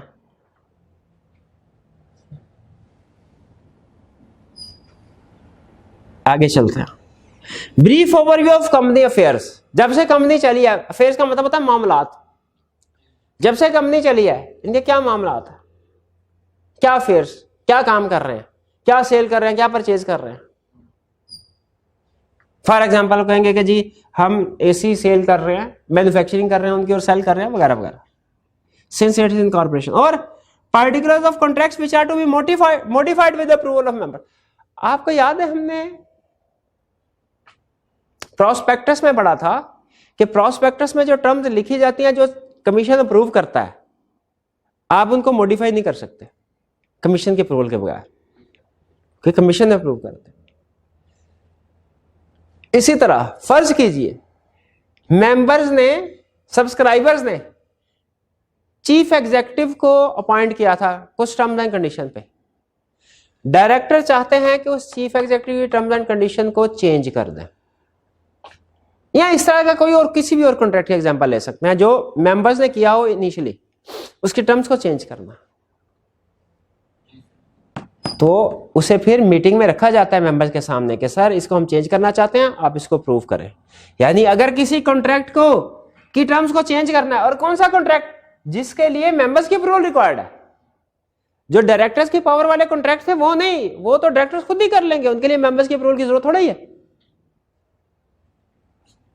तो जिन कॉन्ट्रैक्ट्स को चेंज करवाना है मेंबर्स के अप्रूवल के लिए, लगे हाथों वो भी इसी मीटिंग में फिट कर दिए जाएंगे। फिर उसके बाद कॉन्ट्रैक्ट्स के under writing contracts. Under writing मैंने आपको बताया नहीं बताया अभी थोड़ी देर पहले आपको जो एग्जांपल दी थी कमीशन की कि शेयर इशू किए जाते हैं, तो अंडर राइटर क्या होता है, जब हम शेयर इशू करते हैं क्या ये चांस होता है कि लोग लाइनों में लग के हमारे शेयर खरीदेंगे, कि इस चीज का भी चांस होता है कि हो सकता है हमारे शेयर्स पे पॉजिटिव रिस्पांस ना आए, पॉजिटिव रिस्पांस हो सकता है ना आए। तो ऐसी सिचुएशन में मार्केट में कुछ एजेंट्स फिर रहे होते हैं जिन्हें हम कहते हैं अंडर राइटर का वो गारंटी देते हैं, वो कहते हैं सर आप बेफिक्र रहें, आपका शेयर्स के लिए इन्वेस्टर ढूंढना हमारी जिम्मेदारी है, बताइए कितने शेयर इशू करने हैं? हमने कहा 200 मिलियन शेयर इशू करना है। उसने कहा मसला ही कोई नहीं, हो जाएगा इशू। हमने कहा देख लो, हो सकता है ग्राहक ना मिले। उसने कहा हमारी जिम्मेदारी है, आप सिर्फ ये बताइए 200 मिलियन शेयर इशू करना है और कमीशन कितना देंगे हमें, ये बताएं। हमने कहा कमीशन तुम्हें दे देंगे फॉर एग्जाम्पल 1.5%, लेकिन ये बताओ अगर ग्राहक नहीं आते तो क्या करोगे? उसने कहा सारे शेयर मुझे क्यों ना खरीदने पड़े, मैं खरीदूंगा, आपका 200 मिलियन शेयर इशू हो जाएगा। हमने कहा बिल्कुल ठीक। अब अगर ये काम बहुत से लोगों को हम प्राइवेटली कहें कि यार तुम डायरेक्टर हो, जरा अपने आने जाने वाले लोगों में देखो, इन्वेस्टर ढूंढो, हम तुम्हें थोड़ा बहुत कमीशन दे देंगे, यार तुम भी देखो, जरा तुम भी देखो, ये भी हो सकता है। इसमें आपको फिर हर डायरेक्टर वगैरह को या जो भी एजेंट है उनको ज्यादा कमीशन देनी पड़ेगी। अंडर राइटर का फायदा क्या होता है? अंडर राइटर के साथ कॉन्ट्रैक्ट करने का आपको एक एक दो दो बंदों को कह देने की जरूरत नहीं होती। अंडर राइटर को कह दिया, अब सारी सरदर्द उसकी है, अब वो खुद सारे शेयर इशू करेगा। तो अगर अंडर राइटर कॉन्ट्रैक्ट किया था तो उसके बारे में लिखेंगे वो एग्जीक्यूट हुआ नहीं हुआ, उस पर कितना कमीशन दिया। एग्जीक्यूट का मतलब यह है कि क्या अंडर राइटर एग्रीमेंट में शेयर अंडर राइटर को खरीदना पड़े थे कि उसने इन्वेस्टर ढूंढ लिए थे। तो अंडर राइटिंग कॉन्ट्रैक्ट के बारे में इंफॉर्मेशन दी जाएगी, कमीशन कितना था और ये एग्जीक्यूट हुआ कि एग्जीक्यूट करने का मतलब क्या है, इन्वेस्टर्स मिल गए थे या कि उसने कैसे उसने कॉन्ट्रैक्ट को कंप्लीट किया। नॉर्मली क्या होता है, इन्वेस्टर ढूंढ लेता है वो। फिर particulars of commission paid against share issue to director CEO, ये मैंने आपको बता दिया कि डायरेक्टर सीईओ वगैरह को शेयर इशू किए जाते हैं, उनके ऊपर भी उनको हो सकता है कमीशन वगैरह दिया, उसकी डिटेल दे दे। ये इसलिए जरूरी है क्योंकि ये इंटरेस्ट आ जाता है ना डायरेक्टर्स का, इसमें डायरेक्टर इन्वॉल्व हो जाता है। अच्छा, अब ये 8 कंटेंट्स हैं स्टैट्यूटरी रिपोर्ट के। एक तो हमने इसका रटा लगाना है, इसलिए एग्जाम में पूछेगा तो छाप देना। मे भी एग्जाम में वो एमसीक्यूज में पूछ ले कि ये 4 चीजें बताओ, इनमें से कौन सी ऐसी चीज है जो कि कंटेंट्स ऑफ स्टैट्यूटरी रिपोर्ट में शामिल नहीं होती, और लिख देगा 3 इनमें से कोई लिख देगा, चौथी लिख देगा alteration in memorandum for example. तो आपको ये सारे रटा लगने चाहिए। लेकिन अब थोड़ा सा सोचें भी, आप मुझे बताइए ये जो ऊपर के 3 कंटेंट्स हैं, ये वाले 3 कंटेंट्स, इनमें ऐसी क्या खास बात है, ये कैसे डिफरेंट है नीचे वाले 5 कंटेंट्स से? सोचे जरा। हाँ, ये ऊपर वाले 3 सारे के सारे फाइनेंशियल मैटर से रिलेट करते हैं, पैसों से रिलेट करते हैं, फाइनेंशियल मैटर से, पैसों के लेन देन से। बाकी में देखिए डायरेक्टली पैसों की इन्वॉल्वमेंट नहीं है। क्या ये वाले जो 3 मैटर्स हैं फाइनेंशियल मैटर्स, ये निस्बतन ज्यादा क्रिटिकल नहीं है बाकी के से? वैसे तो हर एक एलिमेंट अहम है, लेकिन निस्बतन क्या इनको किसी इंडिपेंडेंट बंदे से वेरीफाई नहीं करवा लेना चाहिए कि भाई आप चेक करके रिपोर्ट दो कि ये चीजें ठीक है कि नहीं है? करवा लेना चाहिए। इसीलिए स्टैट्यूटरी रिपोर्ट के साथ एक और रिपोर्ट भी अटैच की जाती है। वो रिपोर्ट क्या है? Auditors report. ऑडिटर रिपोर्ट पूरी की पूरी स्टैट्यूटरी रिपोर्ट के लिए नहीं है, वो सिर्फ इन 1, 2, 3 मैटर्स के ऊपर ऑडिटर रिपोर्ट। ऑडिटर एक इंडिपेंडेंट पर्सन होता है जो कि चेक करता है कि क्या जो भी पैसों का लेन देन लिखा गया है, शेयर लॉट हुए, कैश रिसीव हुआ, पेमेंट वगैरह हुई, ये सारी ठीक है, इनमें डायरेक्टर ने गड़बड़ तो नहीं की, ये तो नहीं कंपनी के पैसों से जाती खर्चे पूरे करते रहे। तो स्टैट्यूटरी रिपोर्ट के साथ एक और रिपोर्ट अटैच होती है, कौन सी? Auditors report. और ऑडिटर्स रिपोर्ट किन मैटर्स को सर्टिफाई कर रही होती है? किन मैटर्स को सर्टिफाई, किन की ऑडिटर रिपोर्ट किन मैटर्स के ऊपर, किन मैटर्स को कवर कर रही होती है? 3, shares allotted, cash received against share allotted और रिसीट एंड पेमेंट। ये पहले वाले 3 मैटर्स को, इससे शेयर होल्डर का कॉन्फिडेंस बढ़ जाता है कि वाकई हम तक जो इंफॉर्मेशन पहुंची है वो ठीक है। अच्छा, आगे चलते हैं। ये स्टैट्यूटरी रिपोर्ट आपके ख्याल में बनाता कौन है? क्या ऑडिटर बनाता है? चेक करना है सिर्फ 3 चीजों को। बनाता कौन है भला? डायरेक्टर, चीफ एग्जीक्यूटिव के साथ मिलकर। तो इन्हें अपनी जिम्मेदारी को एक्नॉलेज करते हुए इस रिपोर्ट को साइन नहीं करना चाहिए। तो नेक्स्ट कंसेप्ट है हमारा सर्टिफिकेशन या साइनिंग ऑफ स्टैट्यूटरी रिपोर्ट। किसको साइन कौन करेगा, जिम्मेदारी कौन लेगा कि ये ठीक है। तो याद रखें स्टैट्यूटरी रिपोर्ट को साइन करता है सीईओ और at least one director. At least one director. Listed company है तो उसका सीएफओ चीफ फाइनेंशियल ऑफिसर भी साइन करेगा। स्टैट्यूटरी रिपोर्ट को सर्टिफाई कौन करेगा, CEO, at least one director, और लिस्टेड कंपनी है तो सीएफओ। आपने यूं नहीं लिखना CEO one director CFO, one director के साथ लिखना है एटलीस्ट, सीएफओ के साथ लिखना है इफ लिस्टेड। क्या ये स्टैट्यूटरी रिपोर्ट मेंबर्स को भिजवा दी, काफी है कि किसी को फाइल भी करनी है। लॉ में लफ्ज फाइलिंग का मतलब मैंने आपको पहले बताया था। फाइलिंग होता है जब हमने कोई चीज रेगुलेटरी अथॉरिटीज को जमा करवानी होती है, एससीसीपी को, रजिस्ट्रार वगैरह को या कोर्ट को।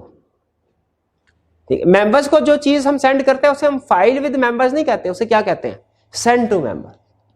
तो क्या स्टैट्यूटरी रिपोर्ट हमने मेंबर्स को सेंड की, कब सेंड की, मीटिंग के नोटिस के साथ। मीटिंग का नोटिस, स्टैट्यूटरी मीटिंग का नोटिस कब, हर मीटिंग का नोटिस मीटिंग से कम 21 दिन पहले दिया जाता है। नोटिस के साथ स्टैट्यूटरी रिपोर्ट सेंड कर दी। ठीक है, अच्छा मुझे इसमें एक कंसेप्ट याद आ गया, मैं हमें बताना भूल गया था। ये जो रिसीट एंड पेमेंट अकाउंट बनाया जाएगा ना, ये जिस दिन स्टैट्यूटरी रिपोर्ट बनी है उससे 15 दिन तक का पुराना होगा, 15 दिन से ज्यादा पुराने नहीं होंगे रिसीट एंड पेमेंट अकाउंट। रिसेंस में रखिएगा, डेट ऑफ मीटिंग अलग होता है concept, date of statutory report अलग कंसेप्ट है। तो रिसीट एंड पेमेंट अकाउंट कब तक का बनाया जाएगा, डेट ऑफ स्टैट्यूटरी रिपोर्ट से 15 दिन पहले तक मैक्सिमम, उससे ज्यादा पहले का नहीं, ताकि लेटेस्ट इंफॉर्मेशन मिले। मेंबर को सेंड कर दिए स्टैट्यूटरी रिपोर्ट, और क्यों करनी है, रजिस्ट्रार को। जैसे ही मेंबर को सेंड की, साथ ही एक कॉपी रजिस्ट्रार को भी सेंड कर देनी है। फिर दो छोटे कंसेप्ट है, लिस्ट ऑफ मेंबर्स और adjournment of meeting. List of members का मतलब ये है कि जब स्टैट्यूटरी मीटिंग होगी, अब उसमें ऐसा भी तो हो सकता है कि कोई ऐरा गैरा बंदा आके भी बैठ जाए, तो डायरेक्टर्स ने क्या करना होता है, जितने भी मेंबर्स होते हैं उनकी लिस्ट बना के मीटिंग के स्टार्ट में सबके सामने रख देते हैं कि जो भी देखना चाहे, सर आपका क्या नाम है, हाँ अच्छा देख ले मेंबर है कि नहीं है, ऐसे तो नहीं घूमने फिरने वाला बंदा आ गया। तो लिस्ट ऑफ मेंबर्स जो है वो स्टार्ट में प्रेजेंट कर दी जाती है और ओपन फॉर इंस्पेक्शन होती है, कोई भी मेंबर्स को देख सकता है। एडजॉर्नमेंट ऑफ मीटिंग का कंसेप्ट बड़ा इंटरेस्टिंग है। बताइए क्या ऐसा पॉसिबल है कि मीटिंग में 10 एजेंडा आइटम्स थी, किसी एक एजेंडा के ऊपर डिस्कशन ज्यादा हो गई, 9 to 5 का टाइम था, 5 बजे तक 6 आइटम डिस्कस हुए, बाकी 4 आइटम्स को क्या किया जाए, क्या अब अगली एजीएम पे होंगे कि उनके डिसीजन होना जरूरी है। मीटिंग को फौरन अब आगे एक्स्ट्रा, एक ऑप्शन तो यह है मीटिंग को एक्सटेंड कर दें, 9 बजे तक ले जाए रात के। दूसरी ऑप्शन क्या है, वैसे 2, 3, 4, 5, 6, 7 दिन बाद एडजॉर्न कर दें।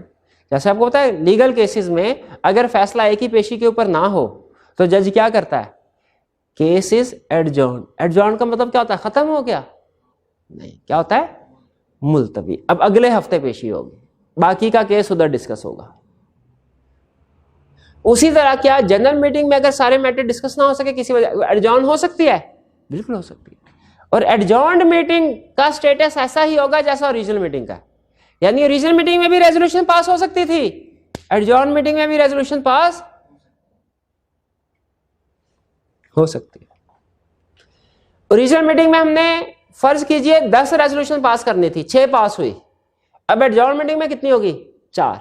एडजॉर्न मीटिंग है 1 हफ्ते बाद, 2 दिन बाद याद आया ओहो एक और मैटर भी डिस्कस होना चाहिए। क्या अब ऐसा मैटर जिसका नोटिस ओरिजिनल मीटिंग के बाद लेकिन एडजॉर्न मीटिंग से पहले दिया गया था, वो एडजॉर्न मीटिंग में अप्रूव हो सकता है?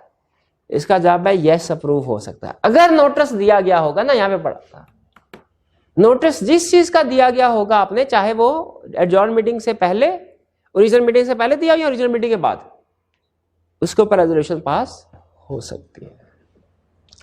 तो ये था हमारा स्टैट्यूटरी मीटिंग, ठीक है, जिसमें हमने क्या सीखा, किन कंपनी ने स्टैट्यूटरी मीटिंग कंडक्ट करवानी है, कब कंडक्ट करवानी है, इसमें डिस्कस क्या होगा, स्टैट्यूटरी रिपोर्ट, उसके कंटेंट्स क्या हैं, उसको सर्टिफाई किन लोगों ने करना है मैनेजमेंट की तरफ से, बाहर का जो प्रोफेशन है ऑडिटर उसने स्टैट्यूटरी रिपोर्ट के किन 3 चीजों के ऊपर अपनी रिपोर्ट देनी है कि वो ठीक है, फाइलिंग कब करनी है, किसको करनी है, लिस्ट ऑफ मेंबर्स और एडजॉर्नमेंट ऑफ मीटिंग वाला कंसेप्ट भी आपको समझा दिया। स्टैट्यूटरी मीटिंग का कंसेप्ट यहाँ पे खत्म होता है।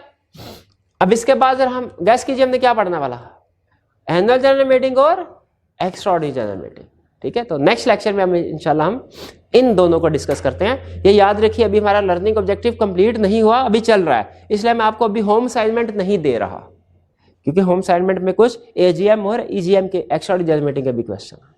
आज का लेक्चर यहाँ पे खत्म करते हैं हम। अल्लाह हाफिज।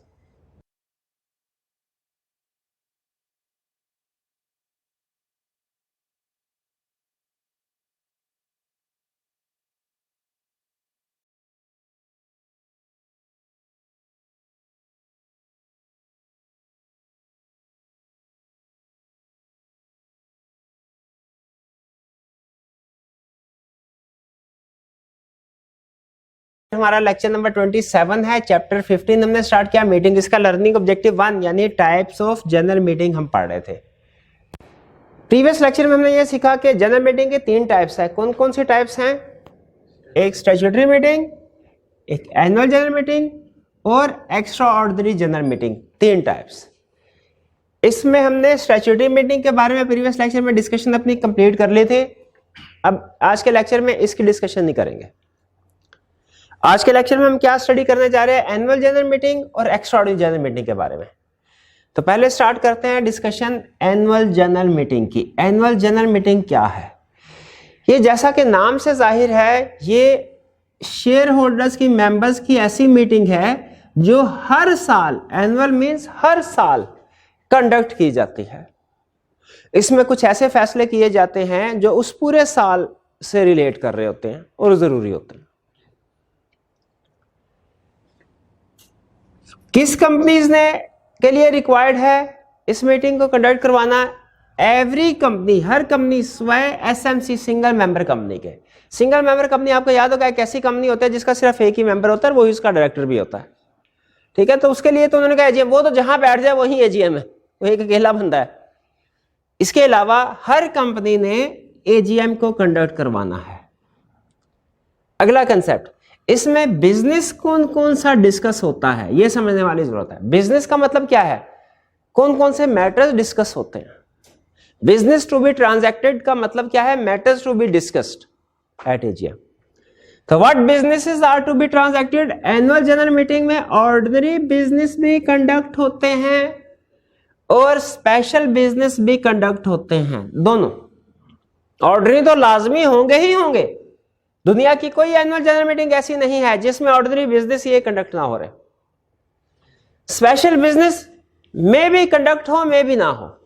एजीएम में अगर जरूरत है तो कंडक्ट हो, वरना ना हो, ठीक है। वो हो सकता है कि अगर ज्यादा जरूरी था, एजीएम का उन्होंने इंतजार नहीं किया, एजीएम से पहले ही स्पेशल बिजनेस को ईजीएम एक्स्ट्राऑर्डिनरी जनरल मीटिंग के जरिए से अप्रूव करवा लिया, हो सकता है ऐसे हो।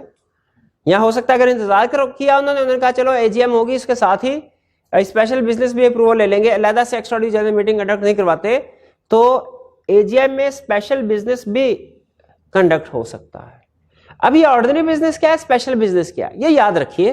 इसके पीछे कोई खास कंसेप्ट नहीं है, सिर्फ इतना कंसेप्ट है कि जो रूटीन नेचर के मैटर्स होते हैं उन्हें हम कहते हैं ऑर्डिनरी बिजनेस, और जो थोड़ा हट के मैटर्स होते हैं उन्हें स्पेशल बिजनेस। लेकिन लॉ ने हमें एग्जाम्पल्स दी हुई हैं, उन्होंने कहा आप अपना कंसेप्ट ना सोचे, एग्जाम्पल दीजिए। ये 6 केसेस हैं, ये ऑर्डिनरी बिजनेस कहलाएंगे, इनके अलावा कोई भी काम करना है मीटिंग में वो स्पेशल बिजनेस कहलाएगा। ऑर्डिनरी बिजनेस में क्या है, सबसे पहले consideration of audited financial statements. आपने अकाउंटिंग में पढ़ा होगा फाइनेंशियल स्टेटमेंट्स क्या है, एक कंपनी पूरा साल जो भी बिजनेस करती है, साल के एंड पे उसकी समरी बनाती है, पैसे कहां से आए, कितने लगे, नेट प्रॉफिट कितना है, बैलेंस शीट भी उसका हिस्सा होता है, इनकम स्टेटमेंट, बैलेंस शीट, और भी चीजें बनती हैं जो आप आगे चल के सीखेंगे। यह है फाइनेंशियल स्टेटमेंट। फाइनेंशियल स्टेटमेंट की टर्म तो आपने सुनी होगी अकाउंटिंग में। इस फाइनेंशियल स्टेटमेंट्स को बनाता कौन है?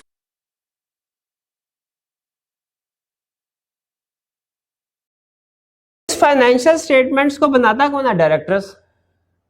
लेकिन जिस तरह स्टैट्यूटरी रिपोर्ट में कुछ मैटर्स को ऑडिटर से चेक करवाया जाता है कि चेक करके बताओ ठीक है कि नहीं, उसी तरह फाइनेंशियल स्टेटमेंट्स को भी ऑडिटर से चेक करवाया जाता है, बताओ ठीक है कि नहीं। ऑडिटर एक एक्सपर्ट पर्सन होता है जो किसी भी चीज को चेक करके बताता है कि वो ठीक है कि नहीं। ऐसी चीजें जो कंपनी से रिलेट कर रही हो या पैसों से रिलेट कर रही हो वो। तो consideration of audited financial statements का मतलब यह है कि फाइनेंशियल स्टेटमेंट्स जिनका ऑडिट हुआ है वो फाइनेंशियल स्टेटमेंट्स एजीएम में प्रेजेंट की जाएंगी और मेंबर्स उसको देखेंगे, उसके ऊपर डिस्कशन करेंगे कि कंपनी ने सारे साल में परफॉर्मेंस अच्छी रही या बुरी रही है और आगे क्या करना। ये कंसीडरेशन का मतलब होता है डिस्कशन करना, पूछना डायरेक्टर से, ओ भाई पिछले साल के निस्बत सेल कम क्यों है, पिछले साल के निस्बत इस साल एक्सपेंसेस ज्यादा क्यों है। ये डिस्कशन करना कहलाता है कंसीडरेशन ऑफ ऑडिटेड फाइनेंशियल। तो एजीएम में consideration of audited financial statements होगी। फिर कंसीडरेशन ऑफ डायरेक्टर्स रिपोर्ट। ठीक है, फाइनेंशियल स्टेटमेंट के साथ एक और चीज डायरेक्टर प्रिपेयर करते हैं जिसे कहते हैं डायरेक्टर्स रिपोर्ट। ठीक है, डायरेक्टर रिपोर्ट का कंसेप्ट भी समझ लीजिए, आगे चल के हमने इसको डिस्कस करना होगा।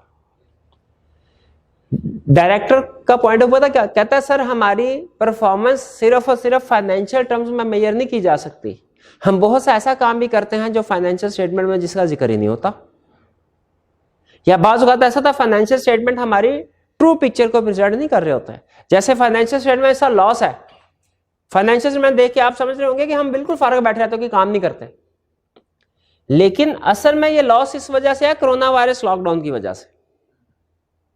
तो ये डायरेक्टर फिर अपनी रिपोर्ट में अलग से वो मैटर्स जो फाइनेंशियल स्टेटमेंट में डिस्कस नहीं होते लेकिन डायरेक्टर समझते हैं कि वो शेयर होल्डर को बताना जरूरी है, उनकी फिर डिस्कशन कहां की जाती है? डायरेक्टर्स रिपोर्ट में। ठीक है, ये डायरेक्टर रिपोर्ट हमारे सिलेबस में शामिल है। कि इसमें क्या मैटर्स डिस्कस होते हैं डिटेल में हम स्टडी करेंगे आगे। जिस तरह कंटेंट्स ऑफ स्टैट्यूटरी रिपोर्ट पढ़े ना डिटेल में कि क्या क्या चीज डिस्कस होती है उसका डायरेक्टर रिपोर्ट पे। लेकिन फिलहाल सिर्फ आपको इतना कंसेप्ट बिल्ड कर रहा हूं कि डायरेक्टर रिपोर्ट डायरेक्टर प्रिपेयर करते हैं और इसमें ऐसी बातें लिखते हैं जो फाइनेंशियल स्टेटमेंट्स में मेंशन नहीं होती लेकिन उनकी परफॉर्मेंस से रिलेटेड होती है। फिर consideration of auditors report. Financial statements जो शेयर होल्डर्स के पास पहुंच रही है एजीएम में, आप मुझे बताइए आपके ख्याल में वो ऑडिटर की तरफ से चेक होने के बाद यानी ऑडिट होने के बाद जानी चाहिए या उससे पहले जानी चाहिए? ऑडिट होने के बाद, चेकिंग होने के बाद audited financial statement. Audited financial statements के साथ ऑडिटर की रिपोर्ट भी लगती है जिसमें ऑडिटर ने बताया होता है क्या कि फाइनेंशियल स्टेटमेंट ठीक है या कि इनमें कोई गड़बड़ है।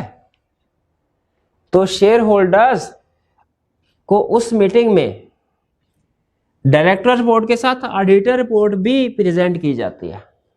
वो देखते हैं यार ऑडिटर ने क्या कहा कि फाइनेंशियल में ठीक है, इनमें कोई गड़बड़ है तो क्या है, और फिर डायरेक्टर से पूछते हैं कि शेयर ऑडिटर ने कहा हुआ सेल्स ठीक नहीं है, बताओ क्यों ठीक नहीं, क्यों मसला है इसमें। Approval of dividend. अगर फाइनेंशियल स्टेटमेंट्स को देख के पता चले कि प्रॉफिट बहुत ज्यादा है तो उसकी अप्रूवल देते हैं। आपको याद है मेंबर्स अप्रूवल देते हैं। इससे पहले क्या पढ़ा था? डिविडेंड की दो टाइप्स होते हैं, interim dividend, final dividend. Interim dividend की अप्रूवल कौन देता है? डायरेक्टर। फाइनल डिविडेंड की अप्रूवल कौन देता है? मेंबर। लेकिन उसकी रिकमेंडेशन कौन देता है? डायरेक्टर्स। Final approval members. और हमने लिमिटेशंस पढ़ी थी, मेंबर्स डायरेक्टर की रिकमेंडेड अमाउंट से एक्सीड अमाउंट को अप्रूव नहीं कर सकते। तो यहां पे अप्रूवल ऑफ डिविडेंड से मुराद लिखा नहीं हुआ, लेकिन आपको पता है कौन सा डिविडेंड है? फाइनल। फाइनल। फिर appointment of auditor and fixation of their remuneration. अब जाहिर है पिछले साल का जो ऑडिटर था उसने अपनी ऑडिट रिपोर्ट दे दी, अब अगले साल के लिए भी तो ऑडिटर पॉइंट होना चाहिए, उसको पॉइंट करते हैं। और election of director, election of directors. अगर इलेक्शन ऑफ डायरेक्टर ड्यू हो तो फिर किया जाता है। लेकिन ध्यान में रखिएगा, ऑडिटर को हर साल अपॉइंट किया जाता है। इलेक्शन जो होता है ना डायरेक्टर्स का, ये हर साल नहीं होता, ये 3 साल बाद होता है। टेन्योर क्योंकि 3 साल का उनका, तो जब कभी होगा ऑर्डिनरी बिजनेस ही कहलाएगा, लेकिन ये हर एजीएम में नहीं होता। तो टोटल ऑर्डिनरी बिजनेस क्या हो गए? 6। कंसिडरेशन ऑफ फाइनेंशियल स्टेटमेंट्स, और उसमें प्रॉफिट है तो अप्रूवल ऑफ डिविडेंड, अगर डायरेक्टर्स ने प्रपोज किया ये। फिर 2 चीजें डायरेक्टर के हवाले से है, क्या? डायरेक्टर रिपोर्ट और डायरेक्टर का इलेक्शन। और 2 चीजें ऑडिटर के हवाले से हैं, ऑडिटर रिपोर्ट, ऑडिटर की अपॉइंटमेंट। टोटल 6 चीजें हैं ऑर्डिनरी बिजनेस। इसके अलावा जितने भी बिजनेस हैं वो क्या कहलाते हैं? Special business. अब स्पेशल बिजनेस के एग्जाम्पल, वैसे तो स्पेशल बिजनेस एजीएम में हो सकता है डिस्कस हो सकता है ना हो। एक्स्ट्रा ऑर्डिनरी जनरल मीटिंग में स्पेशल बिजनेस लाजमी डिस्कस होता है, तो वो स्पेशल बिजनेस के example extra ordinary general meeting में है, लेकिन कंसेप्ट को मिलाने के लिए मैं साथ ही आपके साथ डिस्कस कर लेता हूं। एग्जाम में अगर आपसे पूछे बताइए ऑर्डिनरी बिजनेस क्या है, क्या कहेंगे? Following is the list of ordinary business. 6 ordinary business बता देंगे, बताइए कौन कौन सा था? Consideration of financial statements, dividend, directors report, director की अपॉइंटमेंट, एक मिनट आ रहा है 6 ऑर्डिनरी बिजनेस। 6 कौन से? Consideration of financial statements, approval of dividend, auditors report, auditor की अपॉइंटमेंट, डायरेक्टर्स रिपोर्ट, डायरेक्टर का इलेक्शन। ये होंगे ऑर्डिनरी बिजनेस। अगर हमसे कहे स्पेशल बिजनेस को डिफाइन करो, आपने ये नहीं लिखना every business other than ordinary business is special business, ये नहीं लिखना, बल्कि क्या लिखना है? Every business other than following businesses is special business. और फिर नीचे ऑर्डिनरी बिजनेस की लिस्ट देनी है। जैसे आपको याद है पब्लिक कंपनी प्राइवेट कंपनी की डेफिनेशन बताया था, प्राइवेट कंपनी की डेफिनेशन पूछे एज इट इज छापनी है, पब्लिक कंपनी की डेफिनेशन पूछे तो क्या करना है? कहिए every company which is not a private company is public company. ठीक है, इसके बाद वो 3 पॉइंट्स लिखने होते हैं, ना नंबर तभी मिलते हैं। तो इसी तरह अगर हमसे स्पेशल बिजनेस की डेफिनेशन पूछेगा, हमने क्या लिखना है? क्या ये लिखना है every business other than ordinary business? नहीं, हमें ये लिख के every business other than ordinary business, नीचे ऑर्डिनरी बिजनेस की एग्जांपल देनी है। यानी स्पेशल बिजनेस की डेफिनेशन में ऑर्डिनरी बिजनेस की एग्जांपल आना जरूरी है, जैसे पब्लिक कंपनी की डेफिनेशन में प्राइवेट कंपनी की डेफिनेशन आना जरूरी है। फिर वो पॉइंट लिखने के बाद एहतियातन आप बता सकते हैं, क्योंकि आज थोड़ा सा गौर करें ना तो स्पेशल बिजनेस अभी भी क्लियर नहीं हुआ। मैं आपसे ये कहूं हर वो बिजनेस जो इन बिजनेस के अलावा हर एक बिजनेस स्पेशल बिजनेस है, फिर भी आप कहेंगे सर जी कोई स्पेशल बिजनेस के एग्जांपल दे ही दे ना, पता चल जाए। तो हमने कहा ठीक है स्पेशल बिजनेस के एग्जांपल दो। Alteration of memorandum and articles, memorandum और आर्टिकल्स में कोई भी चेंज होगा वो क्या है? Special business. चीफ एग्जीक्यूटिव को रिमूव करना है, स्पेशल बिजनेस। किसी एसोसिएटेड कंपनी में इन्वेस्टमेंट करनी है, स्पेशल बिजनेस। आपने ये 2 पहले पढ़े हुए हैं, अल्टरेशन मेमोरेंडम आर्टिकल चैप्टर 12 में पढ़ा हुआ है, removal of chief executive chapter 13 में पढ़ा हुआ है, लेकिन ये एग्जांपल अभी नहीं पढ़ी हुई, इसलिए आपको थोड़ी सी अजीब लगेगी, आगे चल के हमने पढ़नी है, लेकिन इसको याद कर लें, ये स्पेशल बिजनेस के एग्जांपल है। तो अब बताइए ऑर्डिनरी बिजनेस और स्पेशल बिजनेस में फर्क समझ आ गया? अब आपको एक छोटा सा रूल बता दूं, कोई भी बिजनेस हो उसको अप्रूव करने के लिए, पास होने के लिए रेजोल्यूशन पास की जाती है। यानी फर्ज कीजिए कि डिविडेंड अप्रूव करना है कि नहीं करना, रेजोल्यूशन के जरिए से फैसला होगा। मेमोरेंडम में अल्टरेशन करनी है कि नहीं करनी, ये भी रेजोल्यूशन के जरिए से फैसला होगा। हर बिजनेस को अप्रूव करने या ना करने का जो मैटर है ये कैसे डिसाइड होगा? रेजोल्यूशन के जरिए।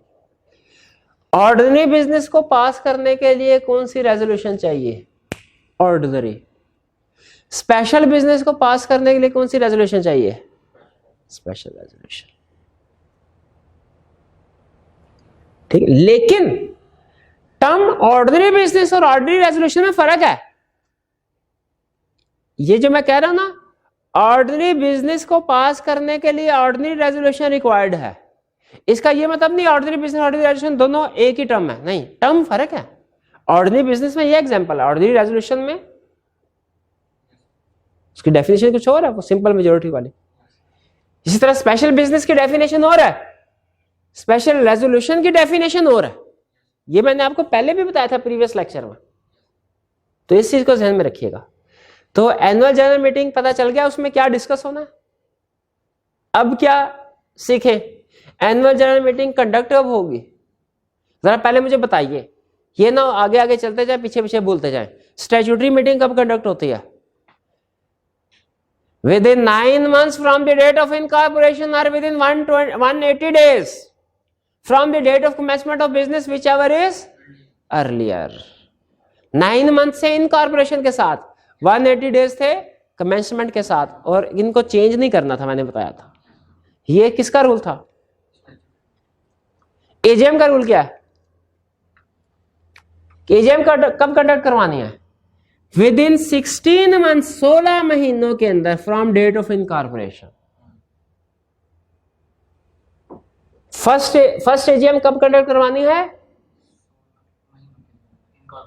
With in 16 months from the date of incorporation. Subsequent AGM कब कंडक्ट करवानी है? क्लोज ऑफ फाइनेंशियल ईयर के 120 दिन के अंदर और once in each calendar year. आहा, once in each calendar year, क्या बात है। इसके पहले आप समझ लीजिए फाइनेंशियल ईयर किसको कहते हैं, आपको पता फाइनेंशियल ईयर किसको कहते हैं? कैलेंडर ईयर किसको कहते हैं? घर में कैलेंडर लगा होता है, कहां से शुरू होता है? जनवरी के महीने से। कहां खत्म होता है? 31 दिसंबर में। तो कैलेंडर ईयर का मतलब है 1 जनवरी से लेके 31 दिसंबर तक के साल को कहते हैं कैलेंडर ईयर। फाइनेंशियल ईयर क्या होता है? वो साल जिसकी कंपनी अकाउंट से बनाती है, फाइनेंशियल स्टेटमेंट्स बनाती है। पाकिस्तान का जो बजट बनता है, बताइए कब से कब तक का बनता है? हाँ, यकम जुलाई से 30 जून तक। शाबाश, अच्छा नॉलेज। यकम जुलाई से 30 जून तक। तो इसका मतलब है पाकिस्तान का फाइनेंशियल ईयर कौन सा है? 30, यकम जुलाई से 30 जून तक। तो कंपनीज का भी फाइनेंशियल ईयर हो सकता है डिफरेंट हो सकता है 1 जनवरी से 31 दिसंबर हो सकता है 1 अप्रैल से 31 मार्च हो सकता है 1 जुलाई से 30 जून हो सकता है 1 अक्टूबर से 30 सितंबर हो। जो भी, मतलब कैलेंडर ईयर जनवरी से शुरू होकर दिसंबर पे खत्म होता है। फाइनेंशियल ईयर किसी भी महीने शुरू होके उसके प्रीवियस एंड होता है, जिसकी कंपनी अकाउंट्स में। अच्छा, फर्ज कीजिए एक कंपनी का ईयर एंड है जो इनकम स्टेटमेंट बनाती है, वो 1 जुलाई से लेके 30 जून तक बनाती है। उसका ईयर एंड कब है? फाइनेंशियल ईयर कब एंड हो रहा है इसका? 30 जून को। उसने मीटिंग कब कंडक्ट करवानी है? 120, यानी कब तक बताए? जुलाई, अगस्त, सितंबर, 30 सितंबर। गलत। आपने 4 महीने गिने या 120 दिन नहीं गिने? आप दोबारा गिने। जुलाई के कितने दिन हुए? 31। अगस्त के कितने हुए? 31। अगस्त का भी 31 कितने हो गए? 62, 62। सितंबर के कितने हुए? 30। करें कैलकुलेटर, करे शाबाश। 31 जमा 30 कितने हो गए? 92। ठीक है, और बाकी कितने रह गए? 28। तो इसका मतलब है जुलाई, अगस्त, सितंबर, अक्टूबर, 28 अक्टूबर। 28 अक्टूबर तक एजीएम कंडक्ट करवानी है इसने। दिन गिनने आए ना, महीने तो नहीं गिनेंगे जहां वे दिन होंगे। और दिन पता चल गया कैसे गिने हमने? 1 जुलाई को डाला और फिर आगे काउंट किया हमने। दोबारा से करें एक्सरसाइज के। सब्सिक्वेंट एजीएम कब कंडक्ट होगी? एक कंपनी का है ईयर एंड 30 सितंबर, बताइए उसने एजीएम कब कंडक्ट करवानी है?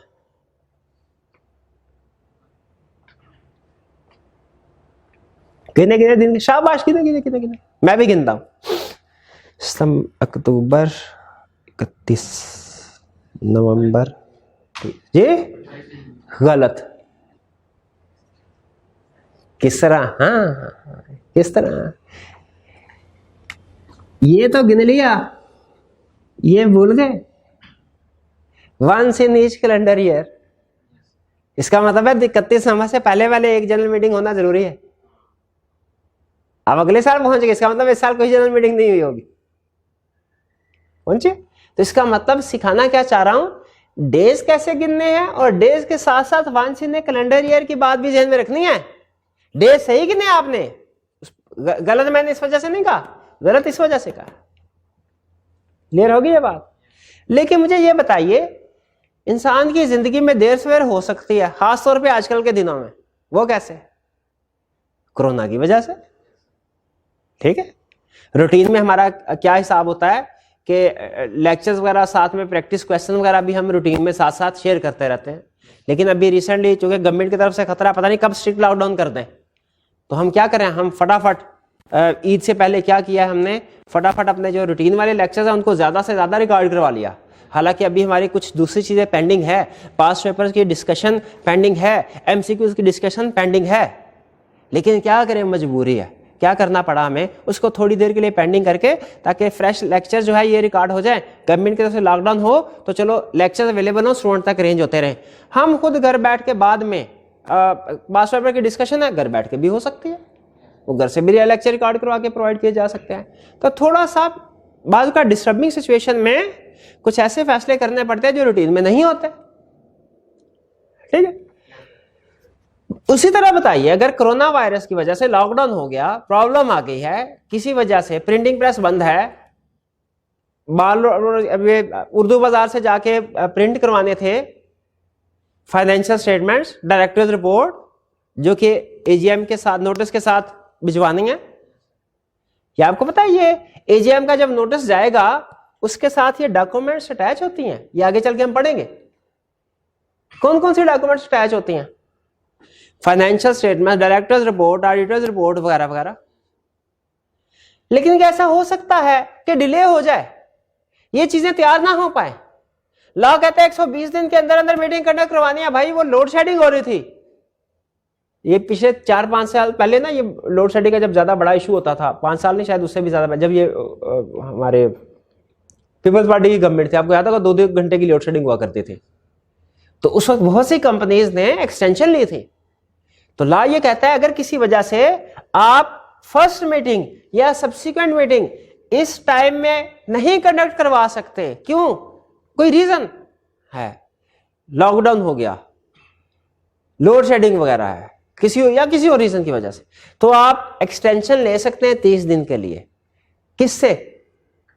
गलत, कमीशन से नहीं, डिपेंड करता है type of company. Unlisted company है तो एक्सटेंशन रजिस्ट्रार से, लिस्टेड है तो कमीशन से। ये कहां पड़ा था? चैप्टर 11 में, पावर्स ऑफ रजिस्ट्रार में और पावर्स ऑफ कमीशन में, कि ये मीटिंग फर्स्ट हो सब्सिक्वेंट हो, मीटिंग एक्सटेंड हो सकती है अप टू 30 डेज। कौन करेगा?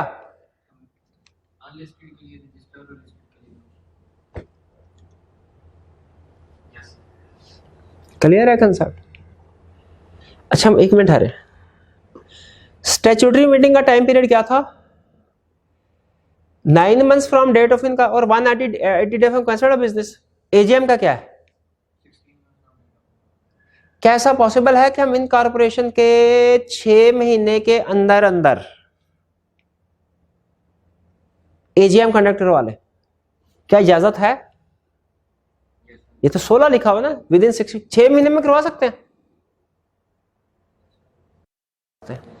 अगर 6 महीने में करवा लेते हैं तो 6 महीने में स्टैट्यूटरी मीटिंग करवानी है तकरीबन 109 मंथ्स में।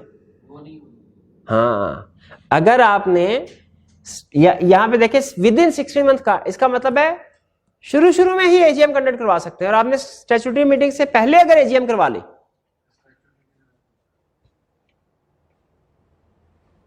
ये हमने पहले पढ़ा था, सिर्फ लिंक करवाया कंसेप्ट आपको।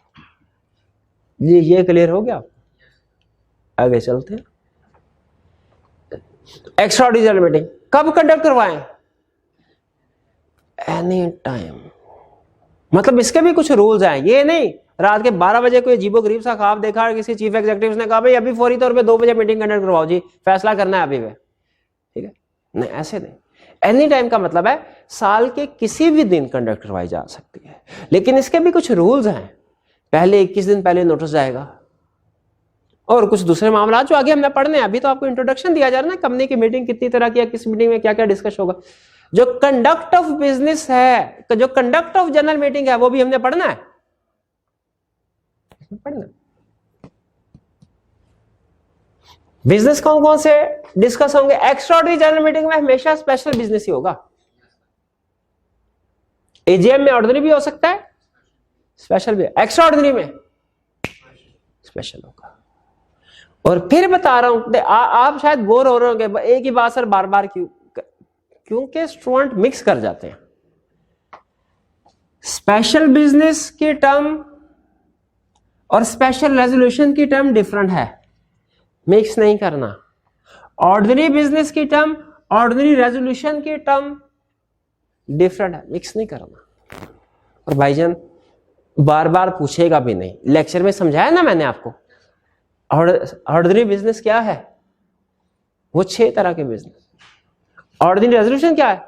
ऐसा फैसला जो सिंपल मेजोरिटी यानी 50% से ज्यादा मेजोरिटी पे फैसला किया जाए, उसे ऑर्डिनरी रेजोल्यूशन कहते हैं। और special business other than ordinary, special resolution 3/4 majority के साथ, ठीक है। ऑर्डिनरी बिजनेस को पास करने के लिए, अप्रूव करने के लिए कौन सी रेजोल्यूशन चाहिए? ऑर्डिनरी। स्पेशल बिजनेस के लिए, लेकिन दोनों की टर्म में डिफरेंट है। डेफिनेशन पूछे दोनों को लदा आपने याद करना है। ऑर्डिनरी बिजनेस ऑर्डिनरी रेजोल्यूशन को मिक्स नहीं करना, बार बार कह रहा हूं, लेकिन फिर भी आप लोग करेंगे।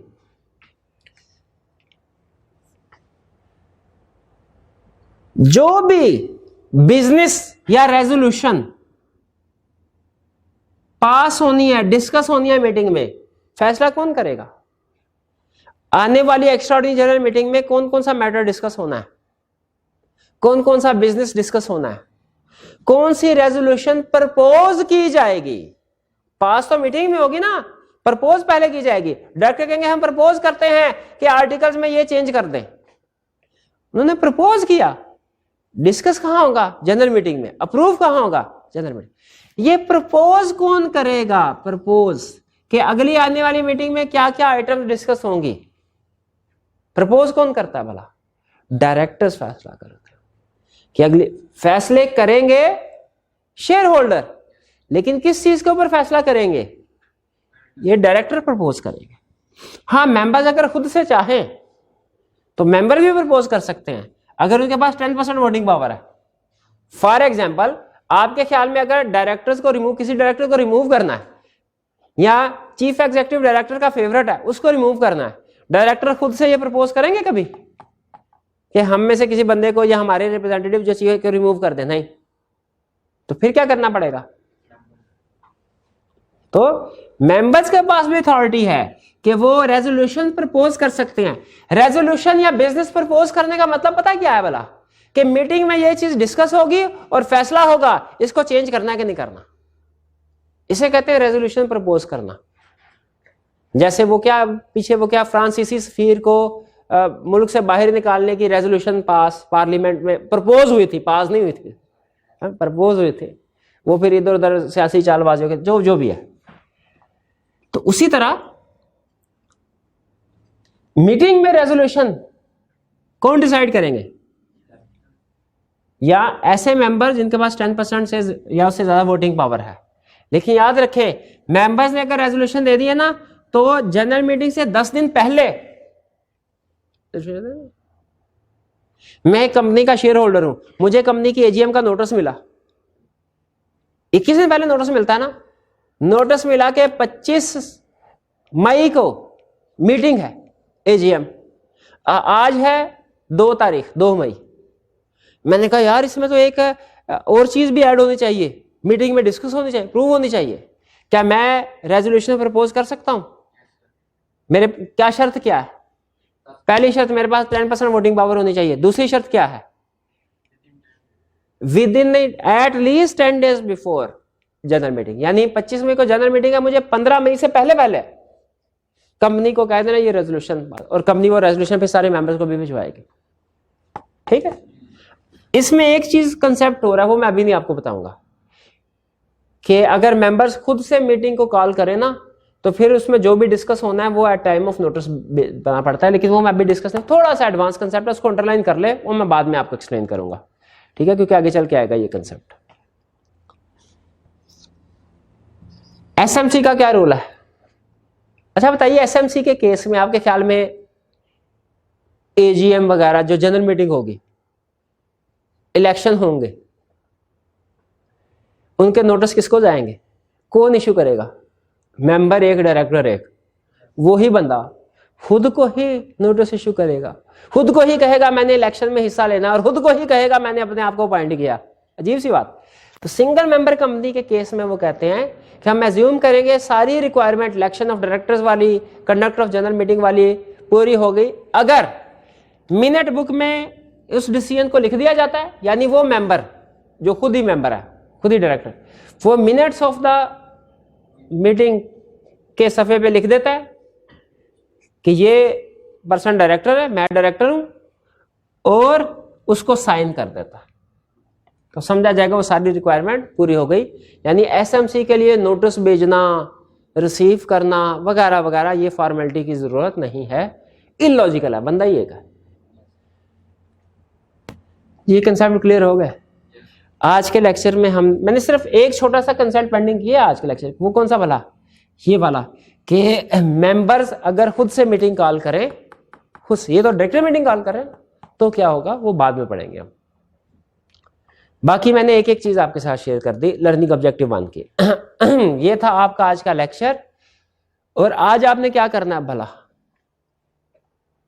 लर्निंग ऑब्जेक्टिव 1 हमारा कंप्लीट हो गया। इसके एंड पे जो लर्निंग ऑब्जेक्टिव 1 के जितने भी क्वेश्चंस हैं, आपने वो सारे अटेम्प्ट करने हैं। ठीक है, और अटेम्प्ट करने हैं, उसकी डिस्कशन भी इसके साथ प्रोवाइड कर दी जाएगी। जब तक आपको ये लेक्चर मिलेगा वो मेरा ख्याल है ईद के दिन गुजर चुके होंगे, और जितने भी पेंडिंग जो दूसरी चीज़ें थी वो भी आपको अब तक अवेलेबल हो चुकी होंगी, यानी एमसीक्यूज़ की डिस्कशन, पास्ट पेपर की डिस्कशन, लेक्चर प्लान वगैरह वगैरह। आज का लेक्चर हम यहाँ पे ख़त्म करते हैं। अल्लाह हाफिज़।